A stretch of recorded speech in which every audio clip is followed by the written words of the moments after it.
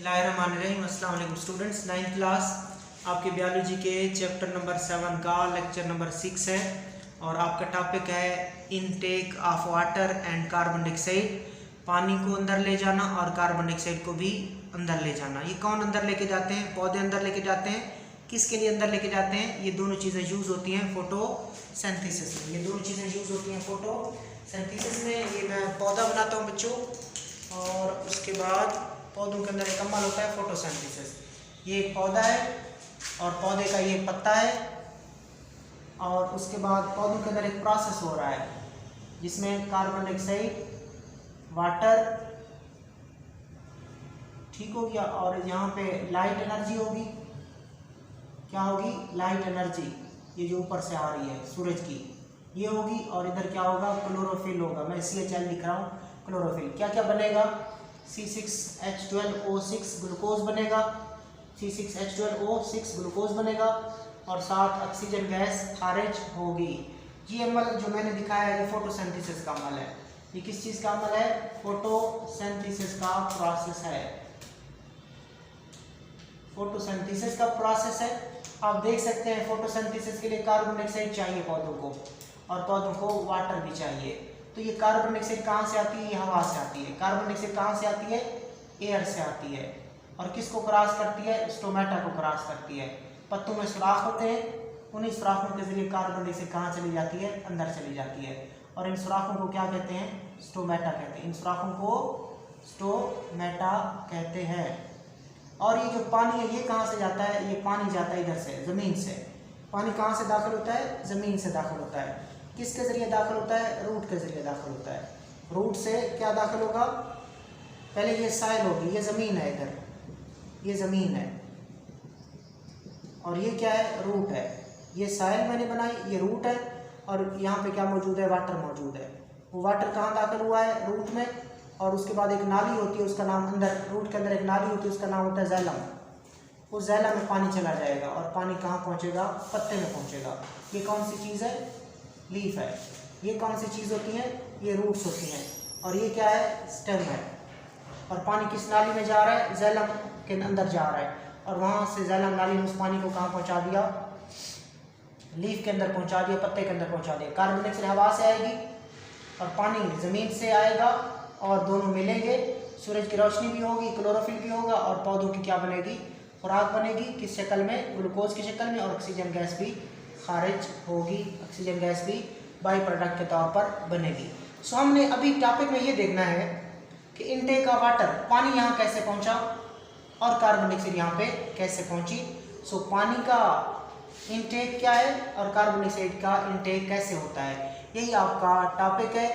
सो देखिए, intake of water एक और इनटेक ऑफ कार्बन डाइऑक्साइड दो टॉपिक हैं छोटे छोटे शॉर्ट क्वेश्चन है। आपने 2 शॉर्ट क्वेश्चन आज कवर करने हैं, एक इनटेक ऑफ वाटर और एक इनटेक ऑफ कार्बन डाइऑक्साइड। सबसे पहले इनटेक ऑफ वाटर है। सबसे पहले इनटेक ऑफ वाटर, पानी पौधों में कैसे जज़ब होता है। Water and carbon dioxide are the raw material of photosynthesis. ये MCQs है बच्चों, कि पानी और कार्बन डाइऑक्साइड फोटोसिंथेसिस के रॉ मटेरियल है। याद रखना, कार्बन डाइऑक्साइड और वाटर क्या है? रॉ मटेरियल है। रॉ मटेरियल का मतलब होता है खाम माल, खाम मटेरियल। किसके? फोटोसिंथेसिस के। सो पानी और कार्बन डाइऑक्साइड फोटोसिंथेसिस के क्या है? रॉ मटेरियल है। ये MCQs हो गया। पूछेंगे कौन कौन सी चीज़ रॉ मटेरियल है फोटोसिंथेसिस का? आप कहेंगे सर कार्बन डाइऑक्साइड और वाटर, ये दोनों फोटोसिंथेसिस के रॉ मटेरियल है। और लास्ट लेक्चर में आपने फोटोसिंथेसिस की तारीफ भी पढ़ी थी। आपने कहा था ऐसा अमल जिसमें कार्बन डाइऑक्साइड और पानी से सूरज की रोशनी की मौजूदगी और क्लोरोफिल की मौजूदगी में पौधे अपनी खुराक यानी कि ग्लूकोज बनाते हैं, और साथ ऑक्सीजन खारिज होती है बाई प्रोडक्ट के तौर पर। इस अमल को हम फोटोसिंथेसिस कहते हैं। फोटोसिंथेसिस का अमल पौधों में भी हो सकता है, फोटोसिंथेटिक प्रोटिस्टा यानी कि एल्गी में भी हो सकता है, और फोटोसिंथेटिक बैक्टीरिया में भी हो सकता है। और जिन जिन जानदारों के अंदर फोटोसिंथेसिस का अमल होता है उनको आप ऑटोट्रॉफ कहते हो, वो अपनी खुराक खुद बनाते हैं। तो फोटोसिंथेसिस के लिए कार्बन डाइऑक्साइड और वाटर क्या है? रॉ मटेरियल है। Plants have mechanism for intake and transport of these raw material.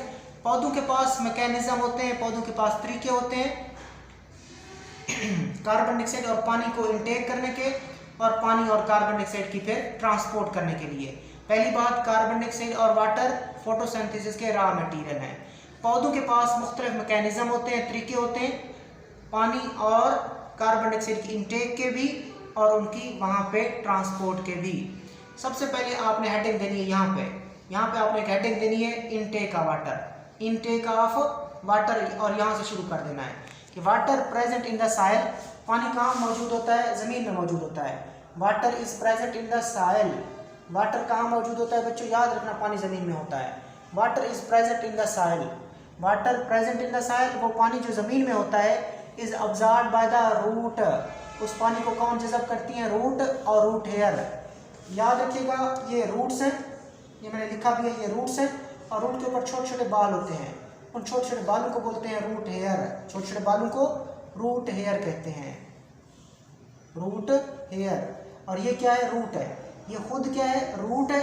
Root के ऊपर छोटे छोटे बाल जो होते हैं उनको रूट हेयर कहते हैं। ये रूट है और रूट के ऊपर जो बाल हैं उनको रूट हेयर कहते हैं।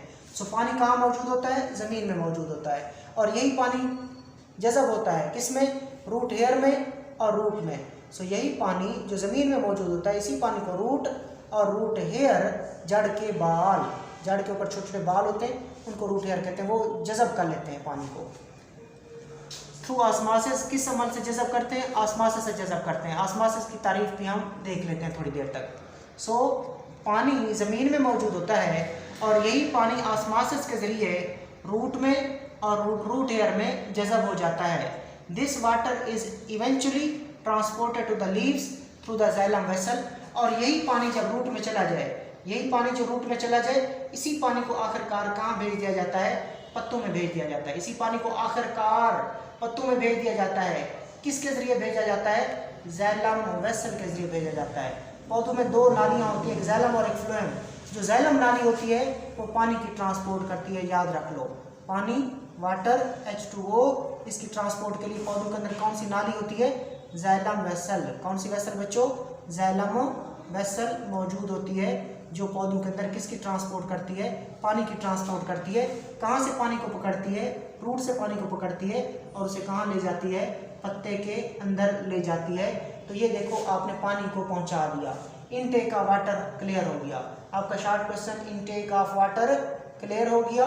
दोबारा देख लें, यहाँ से आपने शुरू करना है। पहली बात है तो जनरल बोलनी है। टॉपिक है intake of water and carbon dioxide. आपने कहा वाटर और कार्बन डाइऑक्साइड दोनों फोटोसिंथेसिस के रॉ मटेरियल है या खाम माल है, और पौधों के पास कार्बन डाइऑक्साइड और वाटर को ऑब्जर्व करने के, इनटेक करने के और फिर ट्रांसपोर्ट करने के मुख्तलिफ तरीके होते हैं। फिर आप आ गए अपने टॉपिक की तरफ, इनटेक ऑफ वाटर कैसे होती है? इनटेक ऑफ वाटर कैसे होती है? पौधों के अंदर पानी कैसे जज़ब होता है? ये आपने 3-4 लाइनें याद रखनी है बस। आपने कहना है water present in the soil is absorbed by the root and the root hair through the osmosis. वो पानी जो ज़मीन में होता है, वो पानी जो ज़मीन में होता है, वो ऑस्मोसिस के ज़रिए रूट में और रूट हेयर में जज़ब हो जाता है। वो पानी जो ज़मीन में होता है वो रूट के अंदर और रूट हेयर के अंदर ऑस्मोसिस के ज़रिए क्या हो जाता है? जज़ब हो जाता है। और फिर वहाँ से वो किस नाली के ज़रिए? जाइलम वेसल के ज़रिए, जाइलम नाली के ज़रिए आखिरकार कहाँ पहुँचता है? पत्ते में पहुँचता है। So this water is eventually transported to the leaf. यही वाटर जो जज़ब हो चुका है वो आखिरकार ट्रांसपोर्ट किया जाता है किसके पास? लीव्स के पास। किसके ज़रिए? जाइलम वेसल के ज़रिए। एक नाली होती है जो इसी पानी को आखिरकार कहाँ ले जाती है? पत्ते में ले जाती है, लीफ में ले जाती है, और उस नाली का नाम क्या है? Xylem vessel. ये पानी की ट्रांसपोर्ट हो गई। और पानी किस अमल से जज़ब हुआ? ज़मीन से पानी रूट और रूट हेयर में किस अमल से जज़ब हुआ? ऑब्जॉर्ब हुआ ऑस्मोसिस के ज़रिए। ऑस्मोसिस की तारीफ देखें। The movement of the water from a dilute solution to the concentrated one through membrane. Osmosis एक अमल है जिसमें पानी हरकत करता है पतले सॉल्यूशन से एक गाढ़े सॉल्यूशन में। किसके ज़रिए हरकत करता है? एक मेम्ब्रेन के ज़रिए। याद रखिएगा बच्चों, ये जो ज़मीन है यहाँ पे पानी पतला होता है, यहाँ पे जो सॉल्यूशन होता है पतला होता है, ठीक है। ज़मीन में सॉल्यूशन जो होता है डाइल्यूट सॉल्यूशन होता है। आप कहेंगे सर सॉल्यूशन क्या होता है? बच्चों एक चीज़ होती है सॉल्यूट, एक चीज़ है सॉल्यूट। वो चीज़ जो हल हो जाए, जो दूसरी लाइक नमक है, चीनी है, ग्लूकोज है, ये चीज़ें हल हो जाती हैं। ऐसी चीज़ें जो हल हो जाए उनको सॉल्यूट कहते हैं। और जो चीज़ हल करे, जो चीज़ दूसरों को अपने अंदर हल करे वो सॉल्वेंट है। सॉल्यूट की मिसाल ग्लूकोज, सॉल्यूट की मिसाल सोडियम क्लोराइड नमक, और सॉल्यूट की मिसाल सुक्रोज चीनी, सुक्रोज यानी कि चीनी। ये सारी चीज़ें हल हो जाती हैं, नमक, ग्लूकोज, सुक्रोज यानी कि चीनी, ये हल हो जाती हैं। और हल होने वाली चीज़ों को सॉल्यूट कहते हैं और हल करने वाली चीज़ को सॉल्वेंट कहते हैं। और सॉल्वेंट की मिसाल क्या है? वाटर है। ये हल कर लेता है चीज़ों को, इन चीज़ों को पानी क्या करता है? अपने अंदर हल करता है। जो हल करे दूसरों को वो सॉल्वेंट है, जो खुद हल हो जाए वो सॉल्यूट है। अब जब दोनों को मिला दिया जाता है तो बन जाता है सोल्यूशन। जब दोनों को मिला दिया जाता है तो क्या बन जाता है? सोल्यूशन। सॉल्यूट, यहाँ पे आपने पानी ले लिया, पानी हल करता है तो पानी क्या है? सॉल्वेंट है। और उसके अंदर सॉल्वेंट के अंदर आपने क्या डाल दी? ग्लूकोज, सोडियम क्लोराइड यानी कि नमक या चीनी डाल दी, वो हल हो जाएगी पानी में। सो वो क्या चीज़ होगी? वो सॉल्यूट होगी। तो सॉल्वेंट और सॉल्यूट मिलकर क्या बना देंगे? सोल्यूशन बना देंगे। अगर किसी सोल्यूशन में नमक चीनी कम हो तो वो डाइल्यूट होता है, तो वो क्या होता है? डाइल्यूट सोल्यूशन होता है, हाइपोटॉनिक होता है, हाइपोटॉनिक सोल्यूशन होता है। लेकिन अगर किसी सोल्यूशन में अगर चीनी वगैरह ज़्यादा हो, नमक वगैरह ज़्यादा हो, सॉल्यूट ज़्यादा हो तो वो कंसनट्रेटेड होता है। बच्चों याद रखिएगा, क्या होता है वो? कंसनट्रेटेड या हाइपरटॉनिक, हाइपरटॉनिक सोल्यूशन या कंसनट्रेटेड सोल्यूशन। और पानी की खुसूसियत है, पानी हमेशा पतले सोल्यूशन से गाढ़े में जाएगा। पानी डाइल्यूट सोल्यूशन से, पानी हाइपोटॉनिक सोल्यूशन से, पानी पतले सोल्यूशन से कंसनट्रेटेड सोल्यूशन में जाएगा, हाइपरटॉनिक सोल्यूशन में जाएगा, गाढ़े सोल्यूशन में जाएगा। किसके जरिए जाएगा? ऑस्मोसिस के जरिए जाएगा। सो ऑस्मोसिस की आपने तारीफ क्लियर की। The movement of the water from a dilute solution to the concentrated solution through the membrane. पानी का एक मेम्ब्रेन के जरिए, पानी के मॉलिक्यूल का एक मेम्ब्रेन के जरिए पतले सोल्यूशन से गाढ़े सोल्यूशन में जाना। पानी के मॉलिक्यूल का एक मेम्ब्रेन के जरिए पतले सोल्यूशन से गाढ़े सोल्यूशन में जाना क्या कहलाता है? ऑस्मोसिस कहलाता है। तो इसका मतलब क्या था? जो ज़मीन होती है वहाँ पे सोल्यूशन पतला होता है और रूट के अंदर और रूट हेयर के अंदर सोल्यूशन गाढ़ा होता है, जिसके नतीजे में पानी रूट से रूट हेयर में और रूट में चला जाता है। किसके ज़रिए? ऑस्मोसिस के ज़रिए। आगे चलते हैं, इनटेक ऑफ कार्बन डाइऑक्साइड। आगे बच्चों आपने क्या कहना है? Intake of carbon dioxide. Intake of carbon dioxide. Carbon dioxide को पौधे कैसे जज़ब करते हैं? हल्का फुल्का मैंने बता दिया ऊपर कि मैंने कहा कार्बन डाइऑक्साइड कहाँ होती है? हवा में होती है। पत्ते में सुराख होते हैं, उन सुराखों को कहते हैं स्टोमेटा। उन्हीं स्टोमेटा के जरिए कार्बन डाइऑक्साइड हवा से कहाँ चली जाती है? पत्ते के अंदर चली जाती है और वहाँ पे पानी से मिलती है और फिर लाइट भी होती है, क्लोरोफिल भी होता है और फिर पत्ते की पौधों की क्या बनती है? खुराक यानी कि ग्लूकोज बनती है और साथ ऑक्सीजन भी बनती है। So intake of carbon dioxide, very important short question. The air that enter the leaf through the tiny pore which are called stomata reaches into air spaces present around the mesophyll cells। ये मैं थोड़ा आपको detail से बताता हूँ इसको। The air that enter the leaf through the tiny pore, वो हवा जो छोटे सुराखों के जरिए, और याद रखना छोटे सुराखों को कहते हैं स्टोमेटा, वो हवा जो छोटे सुराखों यानी कि स्टोमेटा के जरिए पत्ते में दाखिल होती है, रीचेज इनटू एयर स्पेसेस, वो कहाँ पहुँच जाती है? हवा की जगहों में पहुँच जाती है, एयर स्पेसेस में पहुँच जाती है। वो कहाँ मौजूद होती हैं? Present around the mesophyll sales, वो मेसोफिल सेल के इर्द गिर्द मौजूद होती हैं। दिस एयर कैरी CO2, इस हवा में कार्बन डाइऑक्साइड भी मौजूद है, विच गेट्स अब्जॉर्ब, जो कि जज़ब हो जाती है, इन the thin layer of water, पानी की पतली तह में, सराउंडिंग द मेसोफिल सेल्स, जो किसको सराउंड करती है? मेसोफिल सेल्स को सराउंड करती है। From here the carbon dioxide diffuses into the mesophyll cell, फिर यहाँ से कार्बन डाइऑक्साइड कहाँ चली जाती है? मेसोफिल सेल में चली जाती है। ये समझिएगा। द एयर, यहाँ से एयर एंटर हो रही है। The air that enter the leaf, पहले में एक लीफ ये है हवा, ठीक है। The air that enter the leaf through the tiny pore which are called stomata, हवा पत्तों में मौजूद छोटे सुराखों से पत्ते के अंदर दाखिल होती है। हवा पत्तों में मौजूद छोटे सुराखों से पत्ते में दाखिल होती है, उन छोटे सुराखों को स्टोमेटा कहते हैं। आपसे स्टोमेटा के बारे में पूछा जाएगा कि स्टोमेटा क्या होते हैं।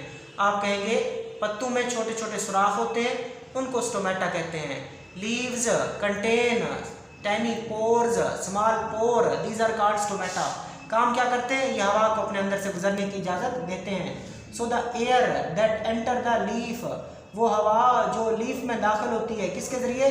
थ्रू द टाइनी पोर, छोटे सुराखों के जरिए, जिनको स्टोमेटा कहते हैं। Reaches into the air spaces, वो हवा कहाँ जाती है?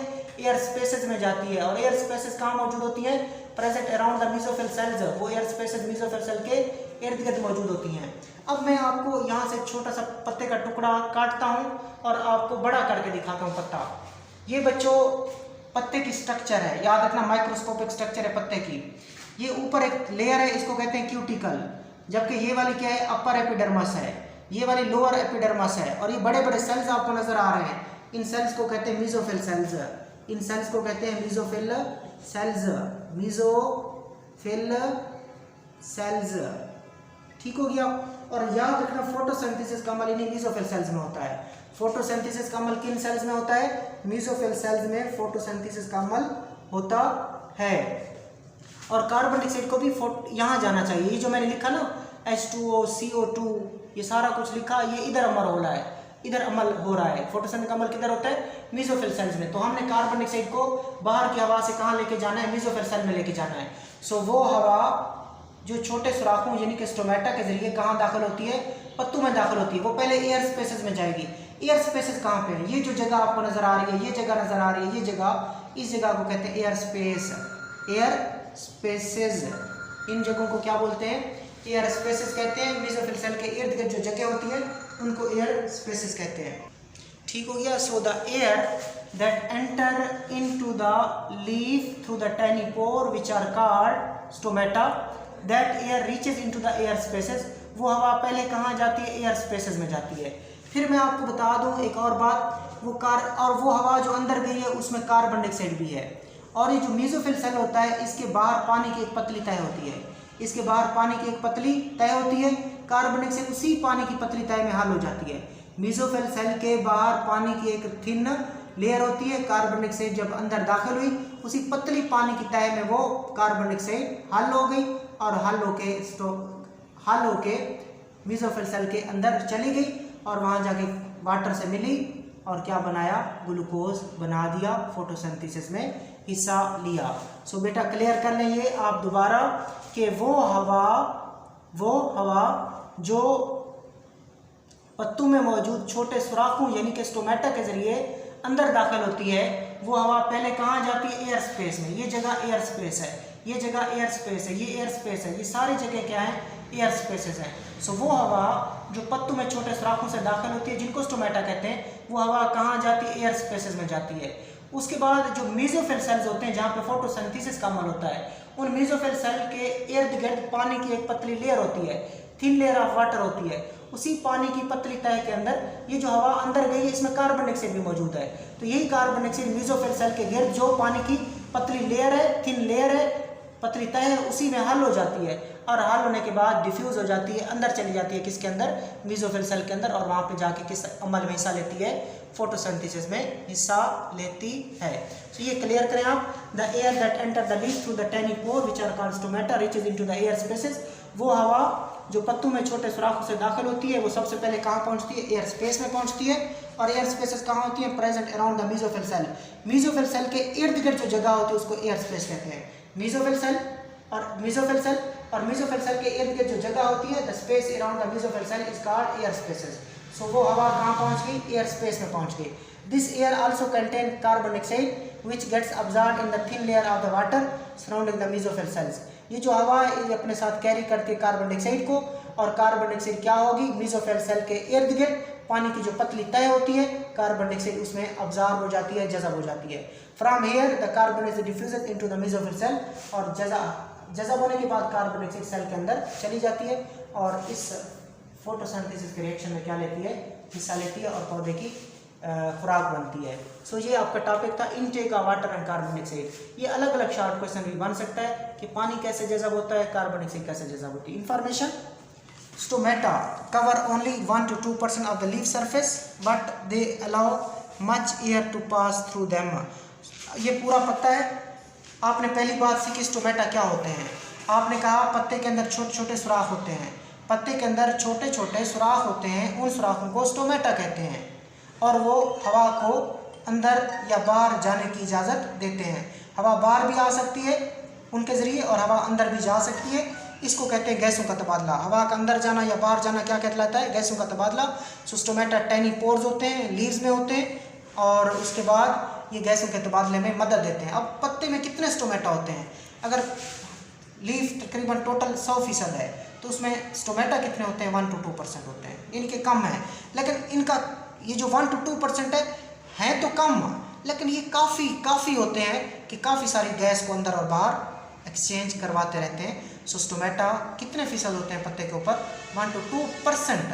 1 से 2% पत्ते की सरफेस का कौन बनाते हैं? स्टोमेटा बनाते हैं। Stomata cover only 1 to 2% of the total leaf surface. कि पत्ते की पूरी सरफेस का स्टोमेटा कितना हिस्सा कवर करते हैं? 1 से 2%। But they allow much air to pass through them, लेकिन ये काफ़ी सारी हवा को अपने अंदर से गुजरने की इजाज़त देते हैं। तो ये बेटा आज आपका टॉपिक था, intake of water and carbon dioxide.